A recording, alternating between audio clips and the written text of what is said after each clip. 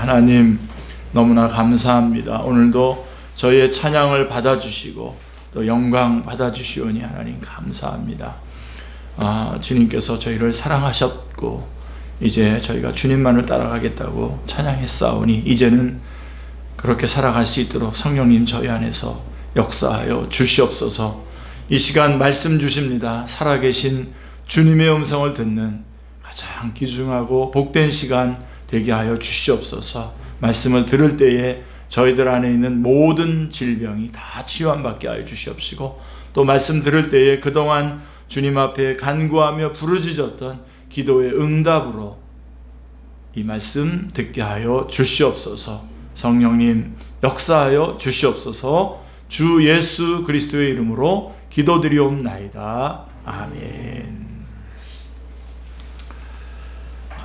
우리 오늘 말씀 성경에 대해서 이렇게 말씀을 나누려고 합니다. 아주 기본적이고 중요한 말씀이죠. 자, 성경의 역사의 그 주된 목적이 뭐냐? 우리 칼빈은 기독교 강요 1권 17장 6절에서 이렇게 말합니다. 거기 내용을 조금 요약을 했는데요.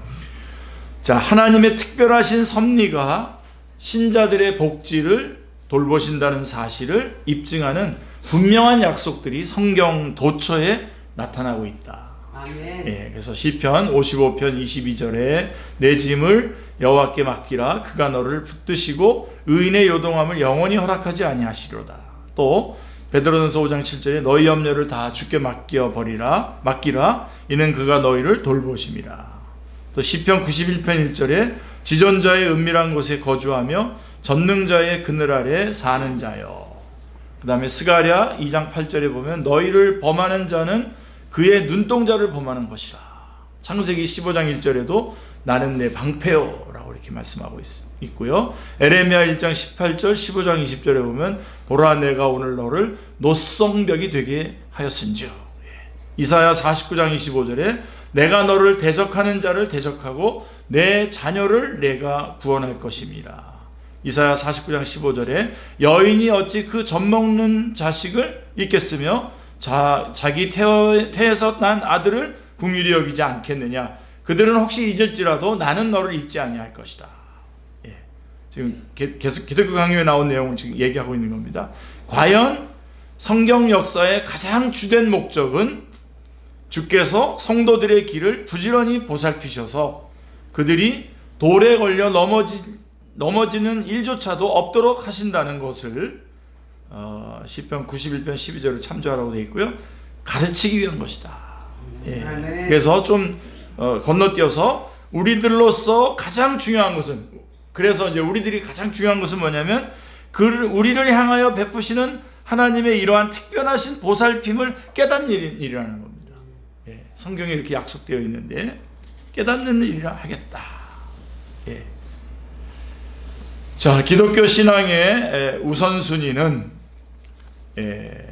첫째는 하나님의 하신 일을 깨닫고, 이게 중요합니다. 이 순서 우리 축제교 성도님들은 뭐 절대로 잊지 마셔야 됩니다. 일단은 하나님의 하신 일을 깨닫고 감동받아야 됩니다. 아멘. 그게 첫 번째예요. 다른 거 먼저 하지 마세요. 다른 거 하면 다 이상해요. 이거 아닌 채로 하면. 하나님의 하신 일을 깨닫고 감동받고, 요거는 지금 기독교 강요가 내용이 아닙니다. 요건 지금 제가 말하는 거고요. 이제 그다음에 기독교 강요에 있는 거 뒤에 부분도 있습니다. 그렇게 해서 하나님의 하신 일을 깨닫고 감동을 받고, 두 번째 하는 일이 뭐냐면, 두 번째는 그러니까 당연히 그에 따른 경배와 찬양과 예배를 드리는 거겠죠. 예, 우리가 할 수 있는 거죠. 그리고 세 번째가 뭐냐면 그런 예배 가운데에서 결단한 그 헌신의 자리에서 섬기는 것입니다. 예, 그래서 순서가 이렇게 가야 돼요. 예. 우리가 하나님의 일을 한다 그랬을 때에 하나님께로부터 받은 감동이 있어야 되고요. 그가 행하신 일로 인해서 우리 구원해 주셨잖아요. 그리고 그것은 예배로 돌려줘야 되죠. 예배로 올려지는 가운데, 예배 드리는 가운데에 우리에게 하나님께서 결단을 주셔요. 하나님을 위해서 이렇게 살아야 되겠다 하고 하는 것이 결단이 일어나죠. 예. 그래서 여러분들이 부엌에서 식사를 하나 준비하더라도, 교회에서 준비하더라도, 또 또 영혼들을 향해서 말씀을 전하더라도 거기에서 역사가 일어나는 거죠. 이 과정에서. 자, 이제 그리고 이제 요거는 제가 그렇게 집어넣은 것이고요. 제가 우리들로 가장, 그래서 그 앞부분도 다시 좀 읽어보면, 우리들로서 가장 중요한 것은 뭐냐면 우리를 향해서 베푸신 하나님의 이러한 특별한 보살핌을 깨닫는 것이 중요하다는 거죠. 먼저 하나님이 하신 일을 먼저 깨닫는 것이 중요하다. 아멘. 자, 그리하여, 이건 계속 기독교 강요의 내용입니다. 그리하여 그리스도께서는 아버지의 뜻이 아니고서는 작은 참새 한 마리도 땅에 떨어지지 않는다고 선언하시면서, 마태복음 10장 29절, 곧바로 이어서 우리는 참새보다 훨씬 더 귀함으로 하나님께서 모든 면밀한 보살피심으로 우리를 돌보신다는 것을 깨달아야 한다라고 가르치시며, 아멘. 또한 이를 더 확대시키셔서 하나님께서 우리의 머리카락도 다 세고 계신다는 것을 신뢰하도록 하시는 것이다. 마태복음 10장 30절. 하나님의 뜻이 아니고서는 우리의 머리카락 하나까지도 떨어질 수가 없다면 그 이상 더 무엇을 바라겠는가. 예. 이거를 알아야 된다고 켈빈이 기독교 강요에서 성경을 읽어야 되는 이유를 이렇게 말씀하고 있는 겁니다. 자, 그 다음에 우리가 또 성경에 대해서 또 하나 먼저 알아야 될 것이 뭐냐면 내가 하리라입니다. 내가 하리라. 예. 마틴 로이드 존스 목사님은 그의 기독교 강좌 시리즈 1권에서 성경에 대하여 이렇게 말씀하셨습니다. 성경은, 여러분 이것도 꼭 잘 붙잡으시기 바랍니다. 성경은 사람을 구속하시는 하나님의 활동에 대한 기록이다. 예, 기록입니다. 이 사실을 창세기 3장에서부터 발견할 수 있습니다. 사람이 타락하여 가련한 상태에 처하게 된 순간 아무런 소망도 없어 보이던 그때에 하나님이 소망을 주셨습니다.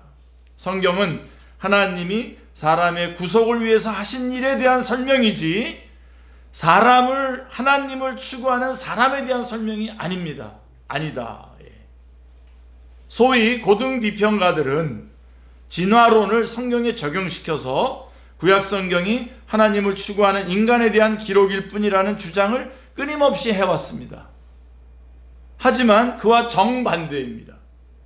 성경은 하나님의 활동, 하나님의 하신 일, 그리고 하나님이 하시려는 일에 대한 기록입니다. 놓치지 않으시기 바랍니다.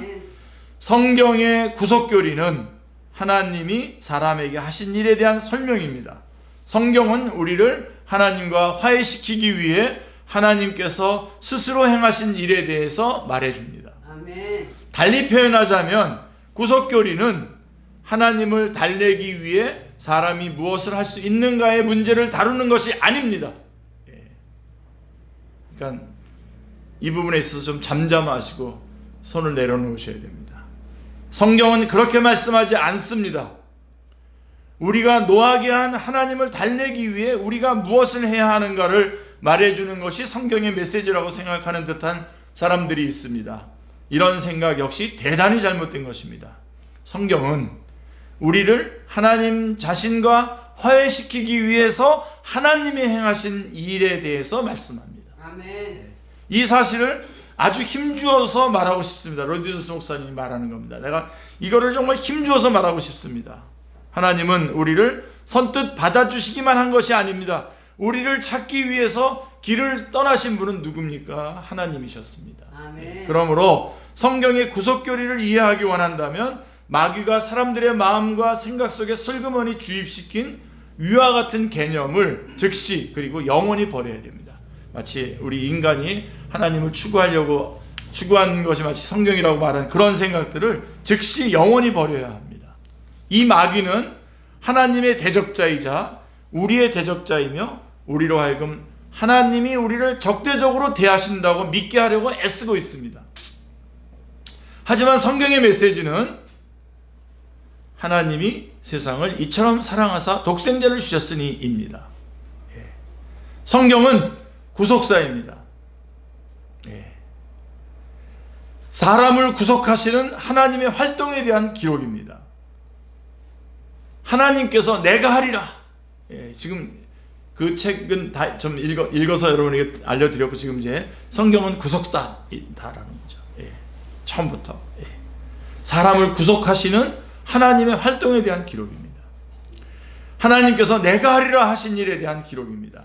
그래서 구약을 요약을 하면, 구약만 좀 요약을 하면은 원복음, 창세기 3장 15절에 원복음 내가 하리라. 예. 이게 이제 에레미야 31장 31절에는 이제 새 언약으로 이렇게 거기서 표현이 되어 있죠. 원복음 창세기 3장 15절부터 원복음 내가 하리라. 그리고 아브라함 언약으로 쭉 이어집니다. 예.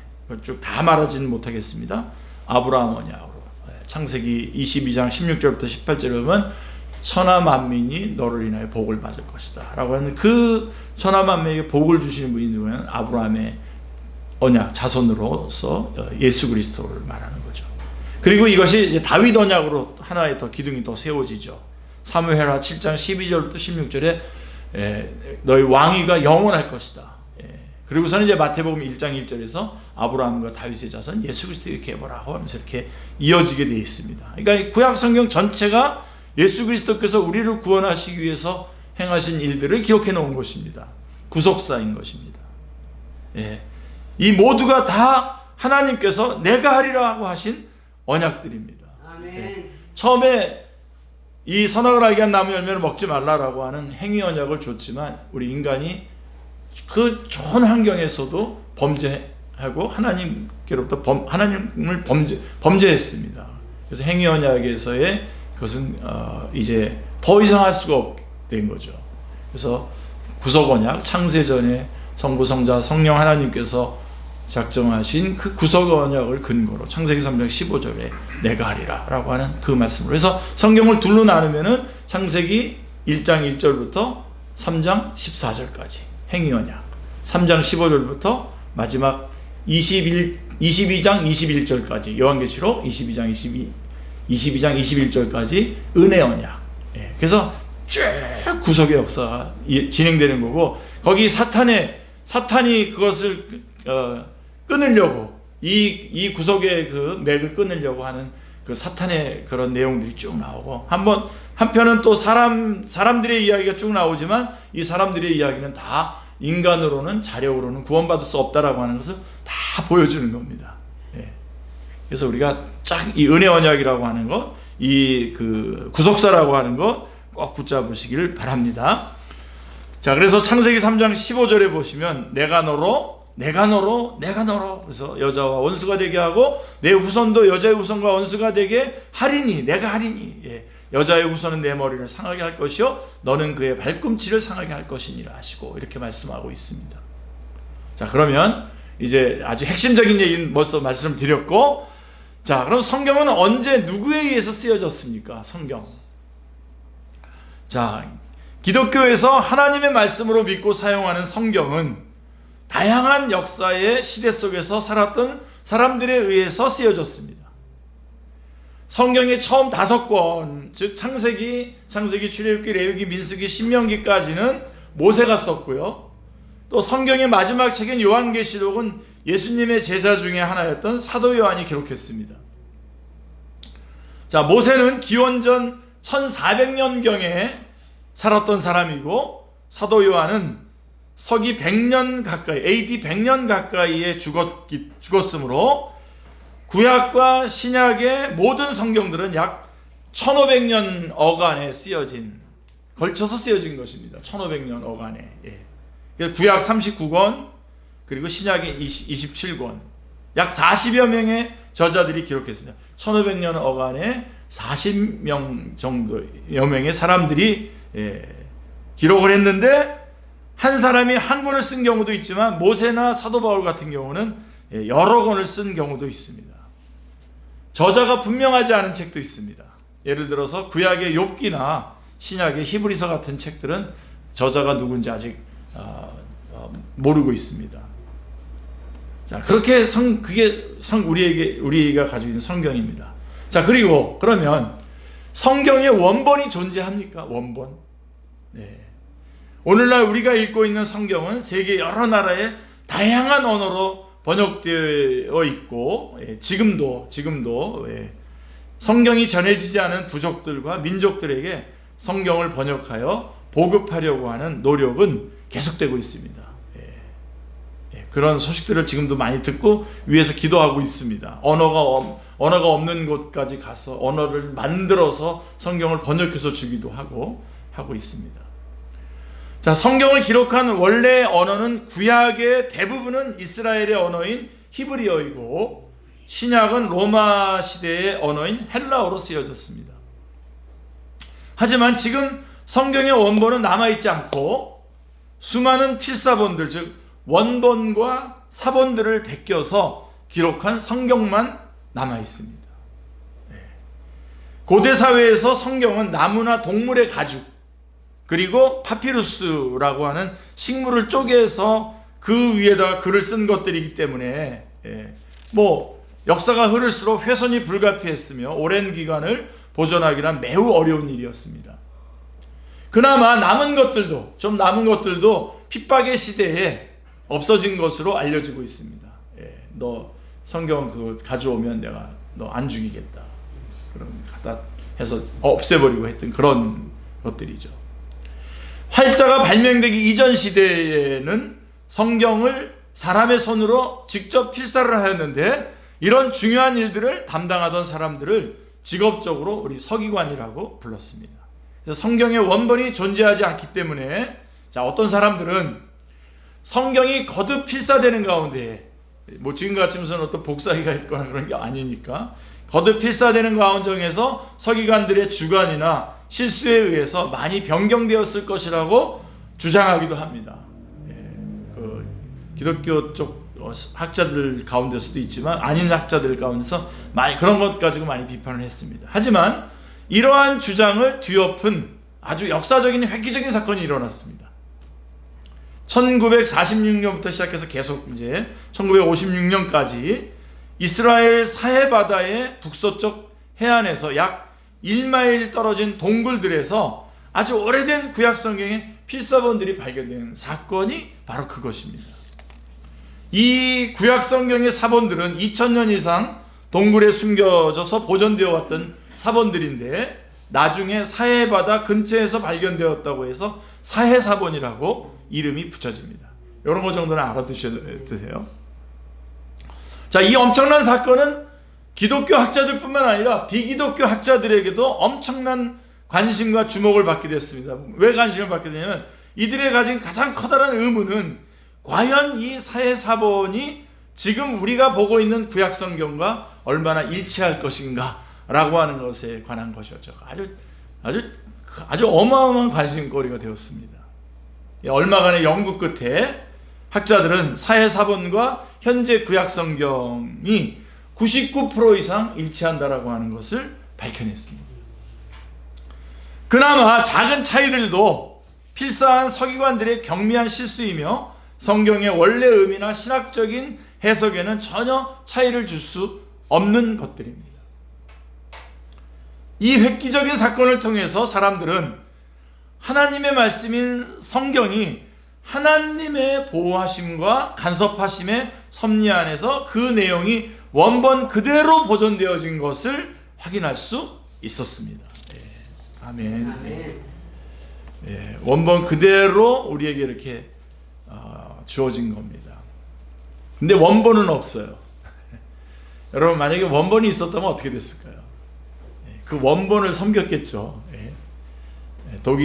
영국의 대형박물관 관장이었던 사람이 로마서의 한 쪼가리만 있어도 이 대형박물관과 바꾸겠다고 했을 정도니까요. 자, 그 다음에 그러면 이 성경은 다양한 시대를 살아왔던 다양한 사람들에 의해서 쓰여졌지만 성경의 전체 내용에는 부인할 수 없는 놀라운 일관성이 담겨 있습니다. 제가 먼저 말씀드렸죠. 구속사적인 그런 아주 일관성이 있어요. 1500년 어간에 40명의 저자들이 기록을 했는데 여기에는 부인할 수 없는 놀라운 일관성이 담겨져 있습니다. 성경은 구속사입니다. 예수님을 통한 구속의 역사. 여러분, 요한복음 5장 39절 말씀도 여러분 기억하셔야 될 말씀이고 애우실 수 있으면 애우셔야 됩니다. 요한복음 5장 39절에 너희가 성경에서 영생을 얻는 줄 생각하고 성경을 연구하거니와 이 성경이 곧 내게 대하여 증언하는 것이니라. 이 성경은 구약 성경을 말하는 거고 내게는 예수님이 말하는 거니까 나에 대한 것이라는 거죠. 구약 성경이 전체가 나에 대한 거라는 겁니다. 좀 더 자세히 말하자면 성경 전체의 내용들은 모두가 다 연결되어 있으며 그 속에는 서로 대립되거나 모순되는 내용이 하나도 없다는 사실입니다. 이것이 놀라운 이유는 서로를 거의 몰랐으며 각각 다른 시대와 장소에 살았음에도 불구하고 성경 속에는 마치 한 사람이 쓴 것과 같은 일관성과 통일성이 들어있다는 사실입니다. 이러한 사실은 비록 성경이 40여 명의 사람들에 의해서 각각 다른 시대에 쓰여졌지만 근본적으로는 한 분 저자에 의해서 쓰여졌다는 것을 증명하는 거죠. 그 한 분 저자가 누구십니까? 하나님이시죠. 하나님이십니다. 궁극적인 성경의 저자는 하나님이십니다. 성경은 하나님께서 직접 사람들을 부르시고 사용하셔서 쓰신 것이기 때문에 그 전체의 내용 중에 하나도 서로 상충되거나 대립되지 않고 완벽한 일관성을 유지하고 있습니다. 많은 여러 학자들이 이런저런 꼬투리를 잡으면서 논문도 내고 그렇게 합니다만은 결국은 다 가보면 결국은 완벽한 일관성으로 성경이 기록되어 있다라고 하는 것을 확인하게 됩니다. 오늘 우리 본문 말씀 한번 보십시오. 디모데후서 3장 16절을 보십시오. 모든 성경은 하나님의 감동으로 된 것으로, God's breath 이렇게 되어 있어요. 하나님의 감동으로 된 것으로 교훈과 책망과 바르게 함과 의로 교육하기에 유익하니 이는 하나님의 사람으로 온전하게 하며 모든 선한 일을 행할 능력을 갖추게 하려 함이라. 이 규절은 암송 규절이죠, 그죠? 여기에서 하나님의 감동으로 되었다라고 하는 의미는 성경의 모든 말씀이 하나님의 영감을 받은 사람들이 그 영감의 인도하심에 따라 기록하였다라고 하는 뜻입니다. 성령의 영감을 받았다라고 하는 것은, 그러니까 성령님께서 이 말씀이 잘못된 것으로 나가지 않도록 다 역사하셨다는 겁니다. 주관하셨다는 것입니다. 성경이 어떻게 기록되었는가를 여러분 알게 되면 이거를 좀 더 한 번 더 제가 또 성경의 중요성에 대해서 더 얘기하고 싶은 기회 한 번 더 준비하고 있는데요. 이 성경이 어떻게 기록되었는가를 알게 되면 우리는 당연히 성경을 어떻게 대해야 할지를 알게 됩니다. 성경의 말씀과 하나님의 말씀은 동일한 것이며 더 나아가 하나님은 자신과 말씀이 동일한 존재라고 하십니다.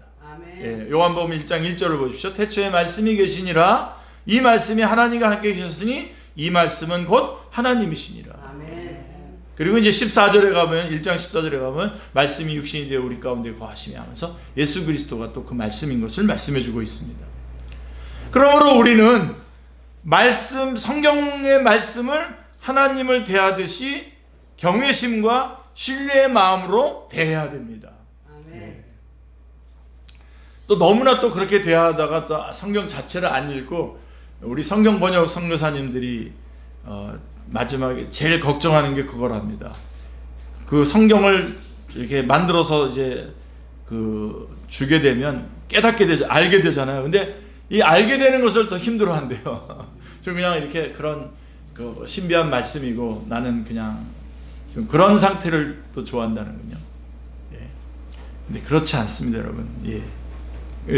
경외심을 가지고 봐야 됩니다. 자, 그러면 성경이 말하려고 하는 주된 내용이 뭘까요? 성경이 전하려고 하는 주된 내용, 이미 우리가 말씀드렸습니다만 좀 정리를 해보면 우리는 성경에 기록된 말씀을 통해서 첫째로 하나님이 누구시며 어떤 분이신지를 알 수 있습니다. 이걸 알아야죠. 하나님이 어떤 분인지를. 그걸 알 수가 있고요. 두 번째로는 더 나아가서 이 세상과 인간에 대한 정확하고 자세한 설명들을 세상을 창조하신 창조주로부터 직접 들을 수 있습니다. 유일합니다. 성경이. 우리는 성경을 통해서, 그리고 세 번째로 세상이 어떻게 시작되었으며 우리 인간이 어떻게 또 왜 창조되었는지 알 수 있습니다. 성경은, 그리고 하나 더 말씀드린다면 인간의 근원과 존재 이유, 다섯 번째는 인간의 미래의 운명, 하나만 더 말한다는 것은 두 개 말했고 하나 더 말합니다. 그리고 성경은 인류 역사의 과거와 현재 그리고 미래에 대한 정확한 설명들을 제공하고 있습니다. 아멘.